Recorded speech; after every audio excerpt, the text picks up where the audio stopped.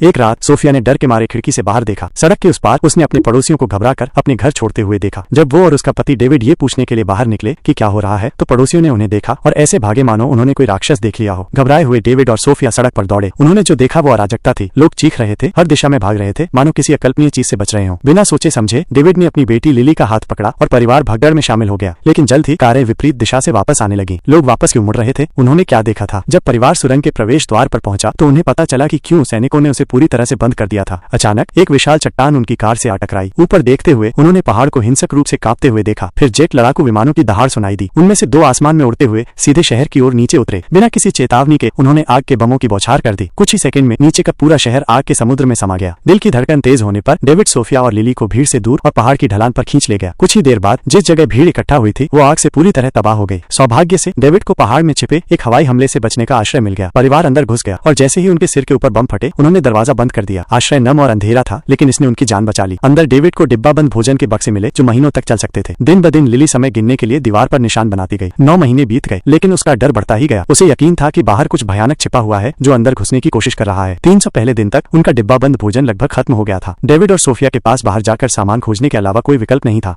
Lily पीछे रुक गई, अपने घर के बने पेरिस्कोप से झांक रही थी। अचानक जंगल में कुछ हलचल हुई। वो जितना जोर से चिल्ला सकती थी चिल्लाई, लेकिन ध्वनि रोधक आश्रय ने उसकी आवाज को दबा दिया। उसके माता पिता ने कभी नहीं सुना। हताश होकर लिली बाहर भागी। बाहर कभी न जाने की सभी चेतावनियों के बावजूद चाहे कुछ भी हो जाए। लेकिन जब वो सतह पर पहुंची तो उसके माता पिता कहीं नहीं थे। क्या राक्षस ने उन्हें पहले ही निगल लिया था? घबराकर लिली चिल्लाई। तभी अचानक सोफिया उसके पीछे दिखाई दी और उसने उसके मुंह पर हाथ रख दिया।